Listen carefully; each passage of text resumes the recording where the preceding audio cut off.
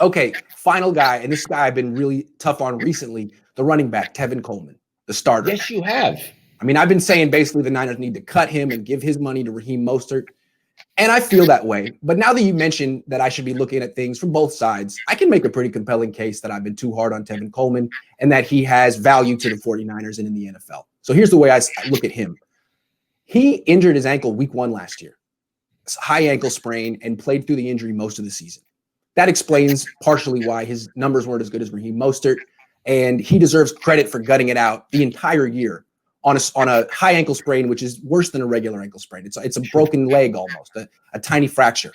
So there's that. Also, he was good for a long time in Atlanta.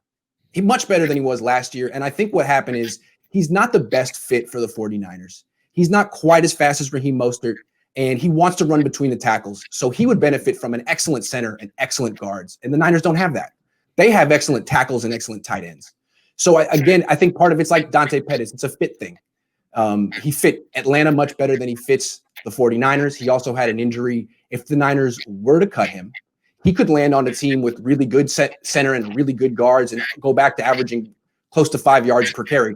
So there is talent there, absolutely. I'm just not sure that it's fully featured on the 49ers. I think that's reasonable what you said.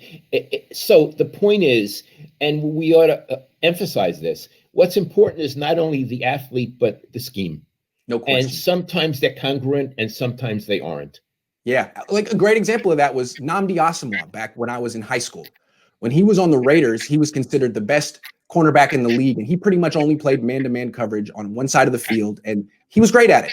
Then he got signed by the Eagles, and they had him playing in the slot and playing zone and all kind of stuff, and he couldn't do it. Wow. So it doesn't mean that he was a bad player, but every player has a fit, and if he's not being used the right way, he won't look as good as he should.